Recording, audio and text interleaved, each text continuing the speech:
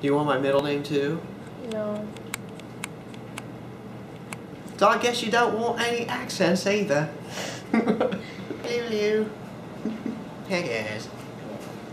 Heck yeah.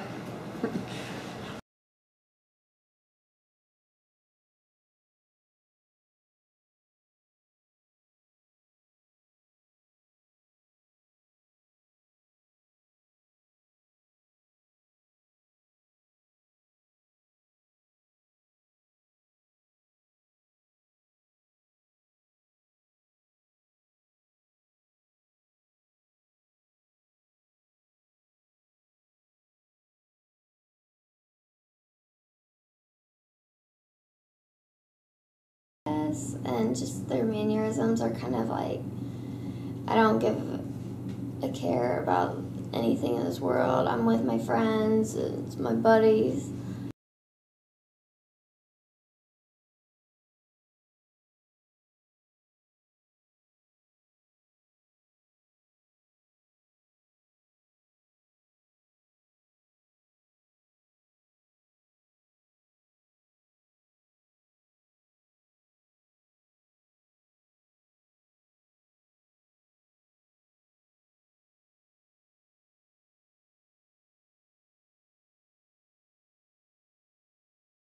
I think that people need to be comfortable with themselves.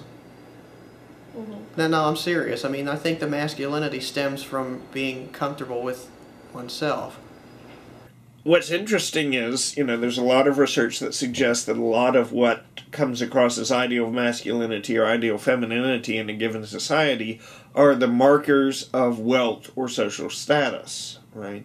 So in the 19th century, Shane would have been regarded as an ideal man because the big muscular tan guy was the guy out working in the fields.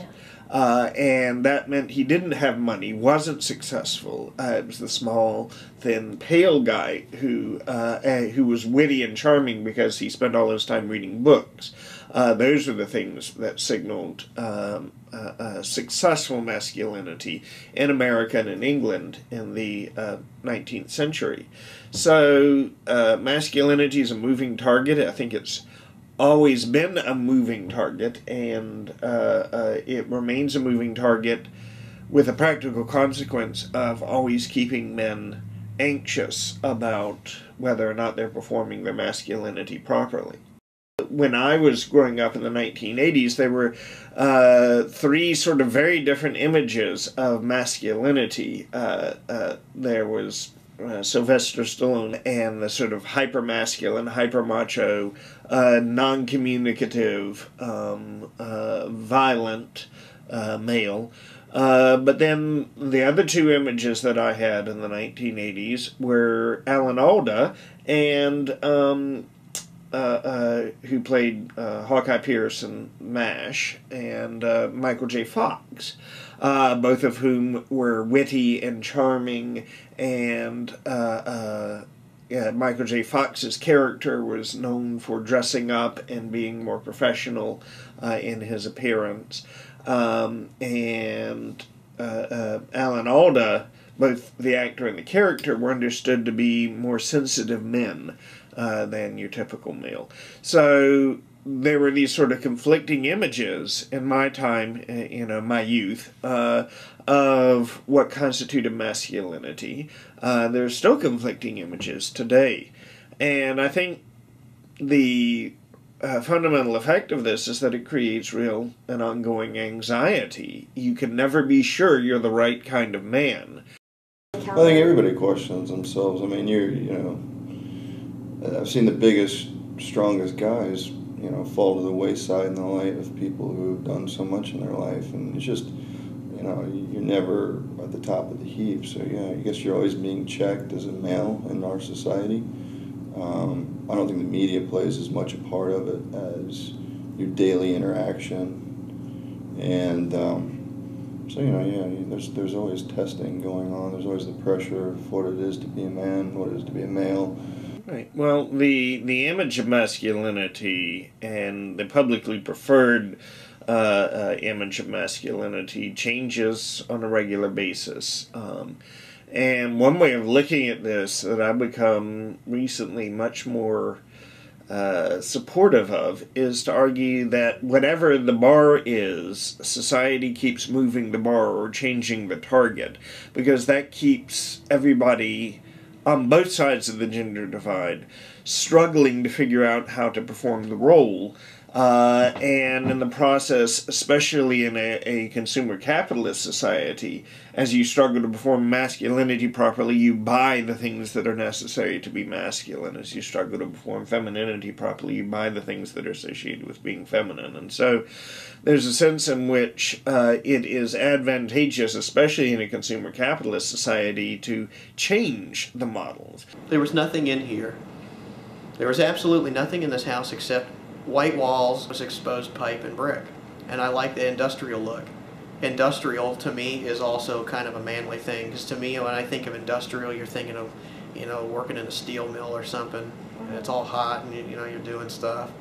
I don't know if that's a masculine thing, but I mean, to be kind of rugged like that, I like that.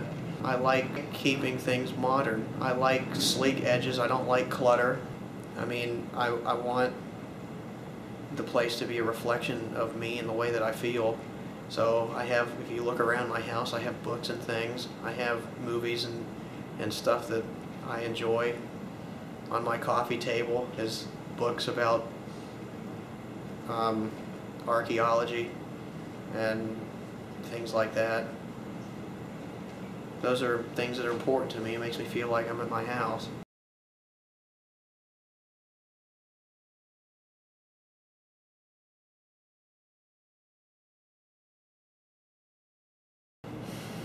So how long ago did you start working out? Why? Maybe a year. Okay. About a year ago. Okay. I wasn't comfortable with myself anymore. I looked at myself in the mirror one day and I decided I didn't like what I saw. So I changed it. Early 1900s up until 1990s, even to 2000s, women wanted guys to express emotion. They wanted to be able to talk about things in a way that women could understand. Now you have that switch where women are like, well, I don't want my guys to be too cushy. I want my guys to be kind of rough and manly and not talk about any of that stuff. So now you've gone through that 10-year transition, 10 or 20-year transition. So if you're asking me about masculinity, I think for me anyway, it's good to have a good union of both. That you can have communication, but you can also still be manly.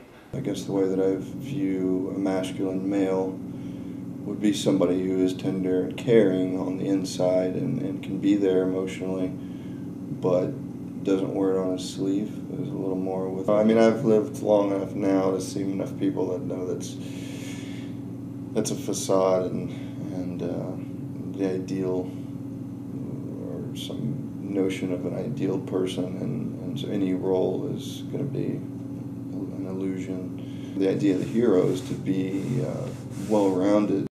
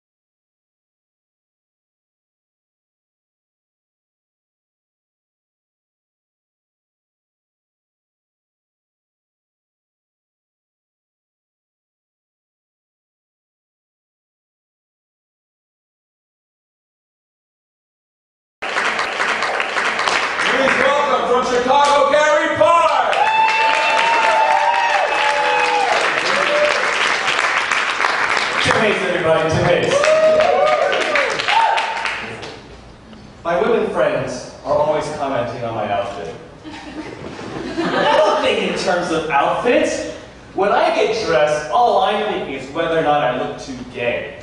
A little gay's okay. It's cool if I look good dancing to Lady Gaga at a club, but it's so not cool if I look like Lady Gaga. I like reading GQ.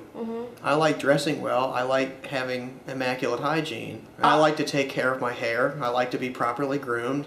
That entails like my face. The ideal man is really a struggle over what the ideal man is in any given moment. And the same is true, for example, with Charlie Sheen. On the one level, Charlie Sheen is an extension of something that I've commented on in my classes all the time, which is that the primary way to perform masculinity right now, the primary way, I would argue, but not the only way, is to not give a damn. And that is to visibly not give a damn.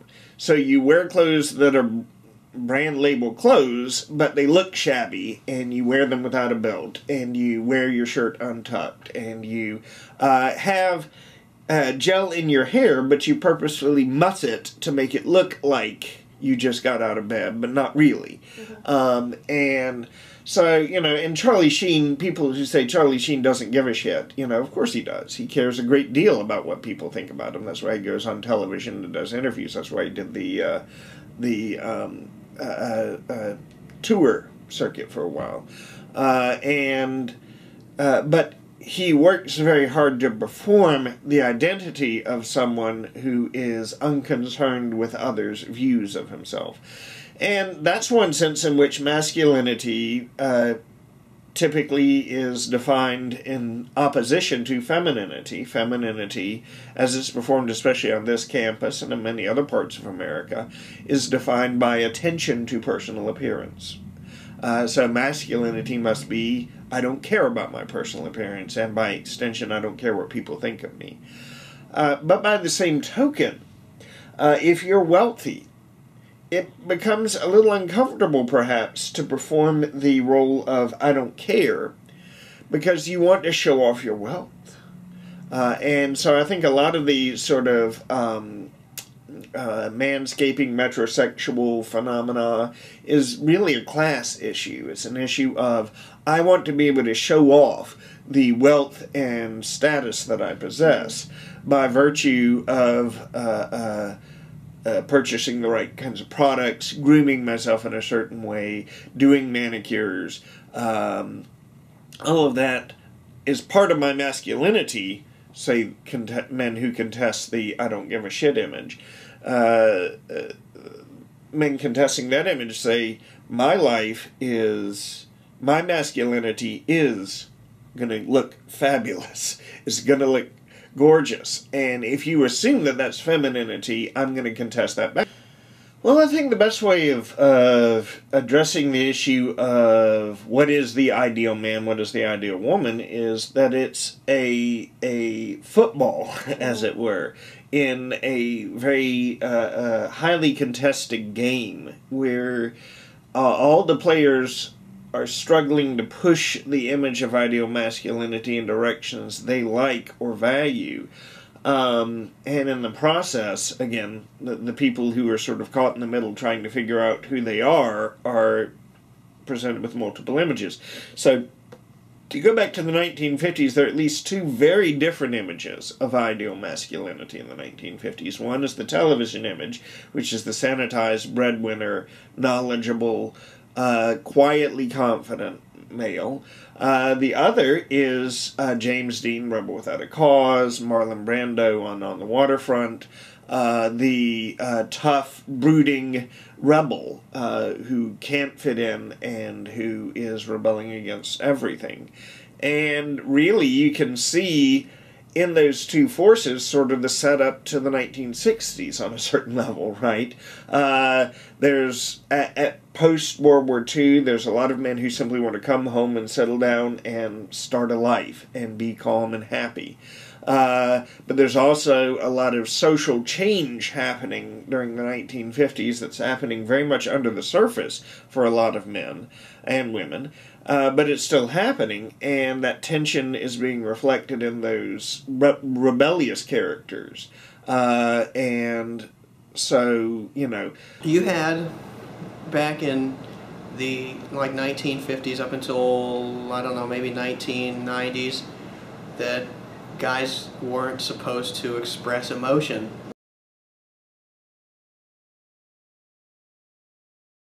People need to take charge of their life.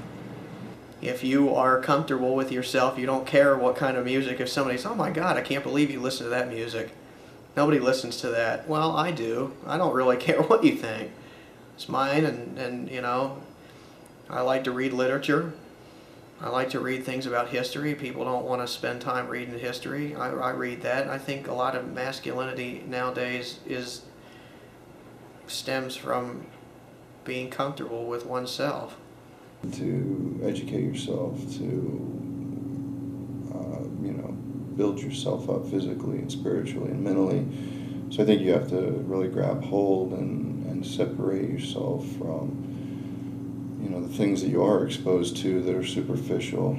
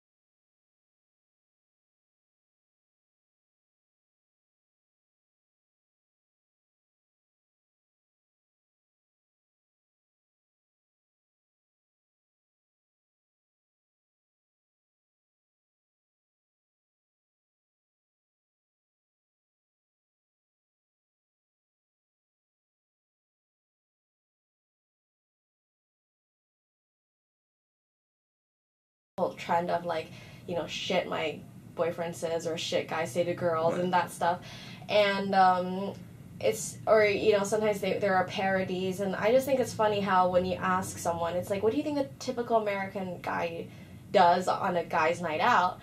And they would say, oh, they go to the bar and drink beer and watch some sport. And then you have certain guys who, like Shane, like, he says he kind of gave up working out. Like, he goes rock climbing, and there's that whole negotiated masculinity. He's still out doing stuff, but he says, yeah, well, I mean, I just kind of look like this. I can't, no matter what I eat, I gain like 5 pounds, but as soon as I slow it down, I'm back to 120. I don't try, but, you know, he likes red wine. He doesn't really drink beer, but, you know, he still, you know, he smokes a lot, like chain smokes, and, like, plays video games. And then I have, you know, Ryan, who, like, plays guitar, and he goes to the gym all the time, and he, like, it's interesting how they are all happy with themselves now. They've struggled, and now they've kind of reached this piece where they're just like, well, I accept who I am.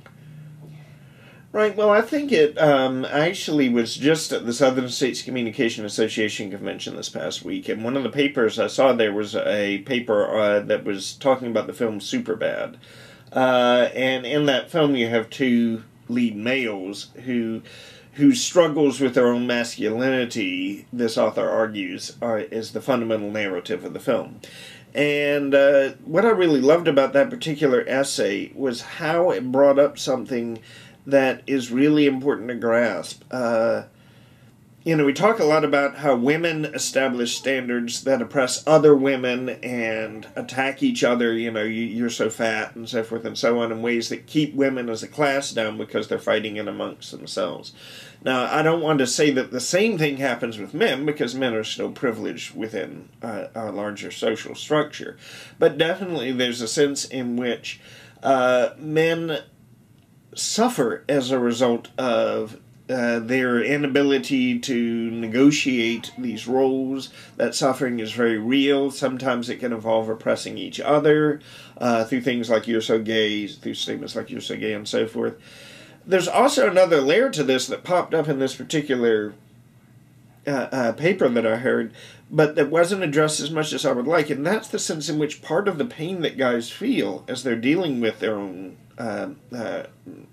gender identity is having to come to terms not only with their sense of their gender identity, but with an understanding that women's gender identity may not be what I thought it was either. And the scene that I'm thinking about is apparently in Superbad. There's a moment where they're talking about pornography, and the author of this essay was talking about how the guys clearly assume that the woman in the pornographic photo spread is enjoying this, right? That this is a moment of self-expression for her, and they're like, I wish I could be that comfortable naked, and so forth. And the author of that essay notes that we should keep in mind that, in fact, the women are being oppressed, right? Are in some ways they're doing this for money. They're not. This is not necessarily a hooray moment of self-empowerment for the woman. But what's important about this guy's analysis of Superbad is that he points out the guys believe this, right? The two kids believe that women are more comfortable with their naked bodies than men are with theirs. And so part of the issue then is that you not only got to come to terms with your own gender identity and how you perform it, but you've got to sort of undo the mythology that you've established about other gender identities. Because even if you say, yeah, I'm short and thin and so forth, you could still be thinking to yourself, yeah, but women expect this or want this or feel this way.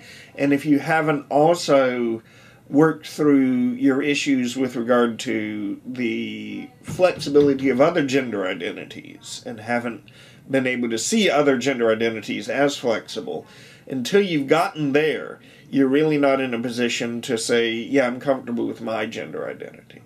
I don't argue.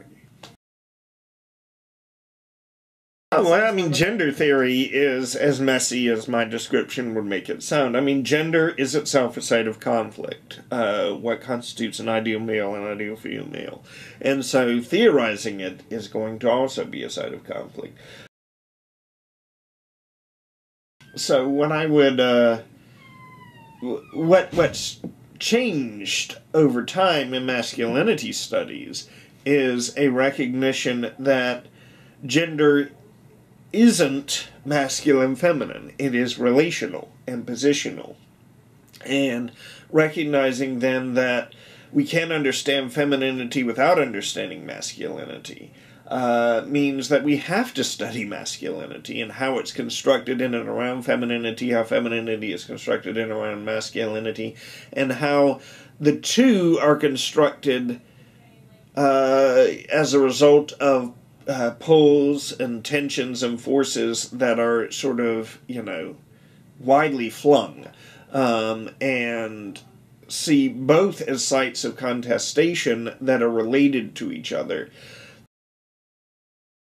Wesley Berkeley's essay about Superbad sort of highlighted the poignant pain of being a male who can't quite perform up to what you think the masculine standards are, and on top of that trying to figure out which of these various masculine standards I'm supposed to be aiming for, or how do I triangulate, how do I become some odd combination of Rambo, Michael J. Fox, and Alan Alda at the same time.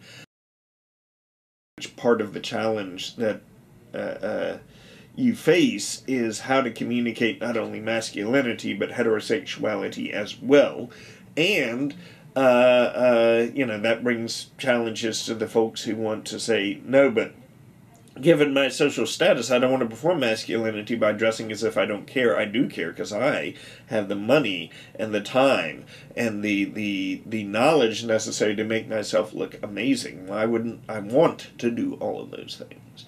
And so, but then people are going to say, yeah, but are you gay? And that's when society pushes back and says, okay, well, we'll create a new name for it, metrosexual, which will attempt to justify that this is heterosexual behavior associated with wealthy city people and with a certain hip urban lifestyle.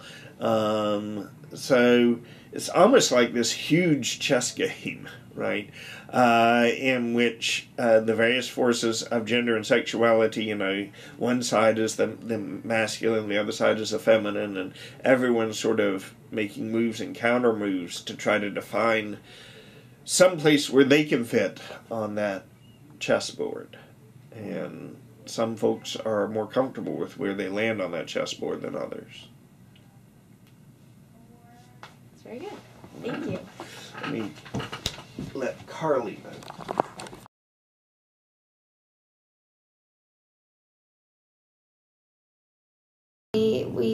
John and I do have a very, very good relationship in the sense that we like to be very open with each other and communicate as much, and I try and take that away from what my mom and dad's marriage was like and how it still is. You know, being married for so long, they set a great example for John and I, and even John realizes that.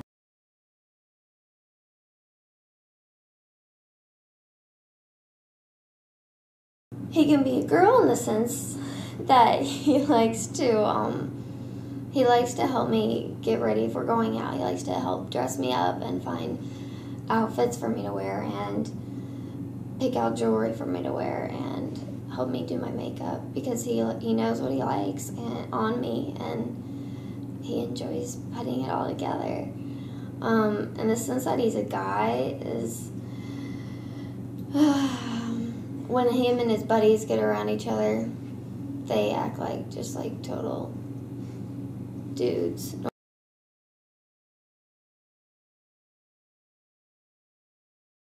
I can tell him anything, and he always listens, and I think more than anything in a relationship, being able to listen and communicate is what is most important, and to be able to talk with each other, like, you know, as human beings is very, very important, and not forget that the other person, you know, their opinion matters and things too.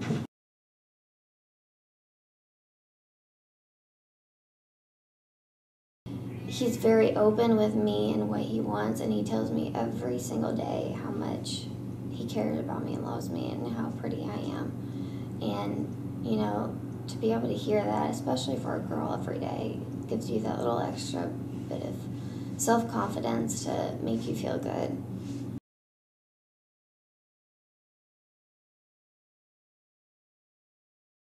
My grandfather was very stoic, but very distant man. He was a veteran in World War II, 2 Purple Hearts, Silver Star. He was a doctor in World War II in the European theater, and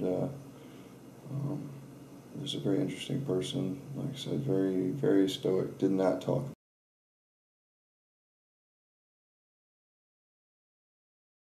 I mean, I believe in dimorphism and the sexes, and you know, you have the way a man should be and the way the woman should be, and you know, there's varying degrees. There's no black and white, but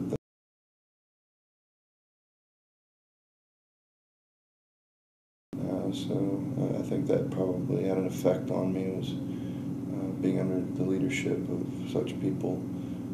But it was also a safety blanket, because that coldness can translate into a certain capability that you wouldn't find in more flamboyant males, I don't think. You know, like, There's a lot of shaved-chested, you know, men out there. I wear the hair proudly. My grandmother loved Tom Selleck, so I left the hair on the chest. I think I shaved it once, and it itched too bad, and there was no more of that. I am in a situation where, you know, somebody could probably get the jump on me, because I'm encountering several people a day in the middle of the night by themselves with guns, because I do wildlife enforcement, conservation enforcement. So yeah, there's a certain aspect of readiness that you have to be ready for. You'd be stupid not to. Cops get shot every day. So yeah, I mean, they impress that upon you, the importance of it, and you know, you see it in the media, and you see it in your training, and you see it on films that cops watch, and you see it, you know, growing up, and you're exposed to it in American culture, you're definitely exposed to violence. It's very common. And so, yeah, I think working out is very important. I'm swimming 13 miles around Key West, to make that clear. But I don't know. It's just something you have to do to be a man. I think you have to have a rite of passage. And once you start crossing all these rites of passage physically, maybe I'm just making up my own rites of passage by doing this to test myself and my ability. Last year I did it for the first time, and I hallucinated, and it was very hard, and it was very grueling. About mile 8, I didn't know I was going to be able to complete the swim. You just dig in, and you have to reach deep, and it's either, you put yourself to the limit.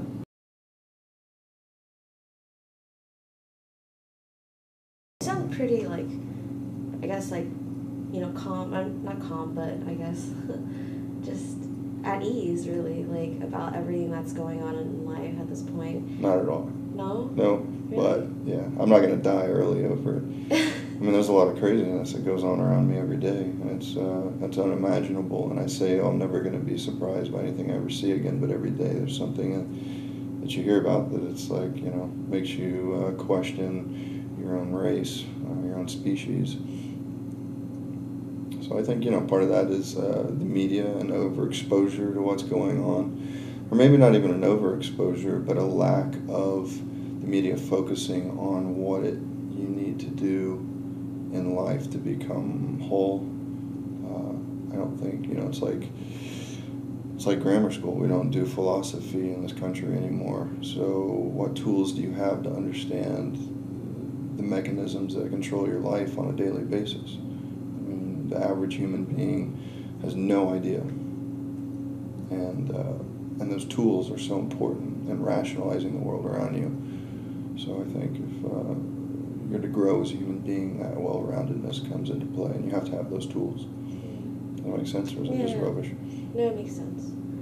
And anything else you want to add that you think would be probably helpful in terms of your identity? I'd like to remain anonymous. All right.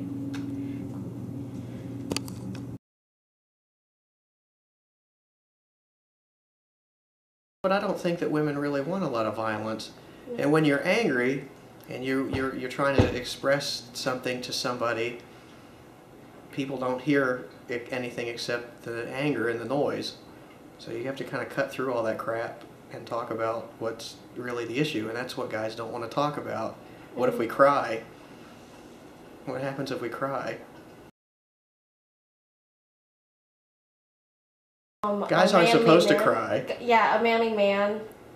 A man, yeah. Right. But then you had that transition again where women said, oh, we want a guy that can cry. We want a guy that can express emotion. But now you've got the new generation of women says, well, I don't want my guy to cry so much. I want him to be a man. When things happen, that they just kind of juggernaut their way through everything. Well, this is what I'm saying. You need to have a combination of both. You can still be a man and still express emotion. You just need to do it in the right way. Being mad and stomping around and everything doesn't really solve any issues. One guy that was in Gran Torino, that... Clint Eastwood. Yeah, that type of ideal man, but every single day. And then how maybe nowadays that's shifted to, I shave, and There's a lot of shaved chest. Moisturize. Men out there. I like to go and I get wear sun. the hair proudly. I like to exercise. My grandmother loved I like Tom to Selleck, so go shopping and buy clothes that I know that fit me properly. It itched too bad, and so there's no more of that. It's not just the raggedy really cool. shorts What else and do you the think, t-shirt with aside stains from on the way it, they carry the themselves, flip-flops or the Crocs that guys wear, because that's supposed to be. I had to cut out my voice, guys so even don't I'm really guiding want you to right now, spend so too you have to much do time it on well. hygiene You do or outward you're appearance. doing a marathon or But a swim-a-thon. I like that. Around So. Oh yeah. Yeah, just talk. I had to To cut me, myself I off think the that's other, masculine to look appropriate.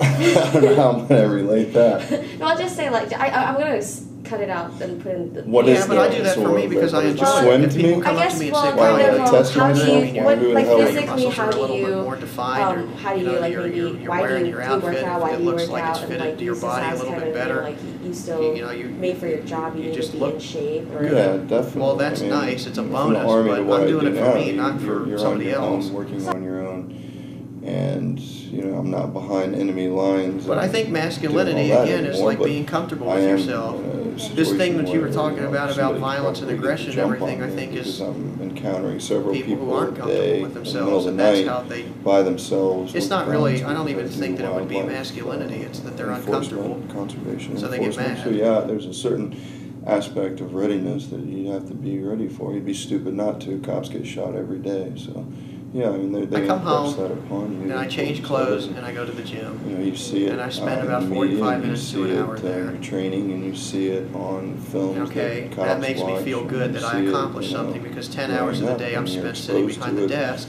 In American I culture, don't you're want to definitely go home exposed to and violence. be feeling like a slob, like I hadn't accomplished anything I of think physical working out's very activity. important. As far as the swim goes So and the I like relatability to to that, exercise. Okay. I'm swimming Now 13 after I miles around exercise to and I the take a west, shower, to make in the that morning I take clear. another shower because I it don't know. helps to wake me up.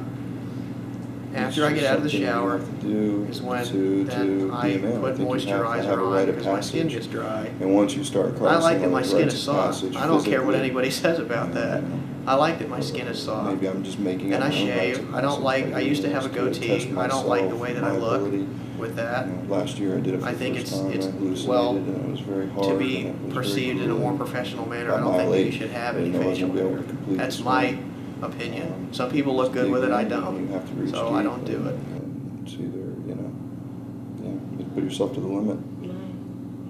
Do my hair. I was just wondering, like, I maybe use special was there ever hair a time products in your because life where you certain things maybe dry out my hair. through friends Okay. or through media or anything like that. These things could all be Or perceived society like in as a general, girly like, thing, maybe but it doesn't bother maybe me because I I'm like to not look man good. enough, maybe I And should if do that's this to, nobody rites of passage, sees maybe just like anything how do you except the view end product. self-worth, I guess. Okay. Like, have you ever had I that mean, encounter? I think Every everybody time questions that themselves. guys I mean, go you're- on television, they're getting makeup. I've seen the biggest, You know, strongest guys. and I don't put makeup fall on. to I the probably wayside put everything in the else lives of on, people who've done but, so much in their life. You know, It's nobody just, really says anything about that. It's to be never expected. At the top of the queue, Okay, so, but I like guess to be you always groomed. need I like to check look as a professional man all the in our time. society. I don't think the media plays as much a part of it as your daily interaction, and so there's always testing going on. There's always the pressure of what it is to be a man, what it is to be a male. You can choose to take yourself out of it or put yourself in it. I don't, maybe that's why I like doing solo events, because I don't have to, deal with the bravado of other males and constantly test myself against guys who have either done more than me or done less than me, trying to test me. It's just me testing myself in my own bounds and what I do. So, I'm very solitary in the way that I work out and what I reach for, but, So how often do you work out, and what does your workout regime or routine consist of? You asleep over there, Which one? Gabby? I'd like to say I work out on a daily basis, but it's probably not the truth. I probably work out several times a week. As this race gets closer, I've become very religious about it, and we'll start doing open ocean swims and working out daily, cross-training, and doing weights and running and cardio. So you do this, well, you mentioned earlier it's like for your job it's a necessity, or just it's a good, almost like not a safety net, but it's just something, a good equipment, I suppose. Mm-hmm. So not so much about like health or just to look good, but Psychological. I'm getting older, so I know that maybe another 10, 15 years of this, my knees have already gone from jumping and doing road marches. How long before my shoulders go or my back, so just holding on to my youth and trying to stay youthful as long as possible, enjoying life.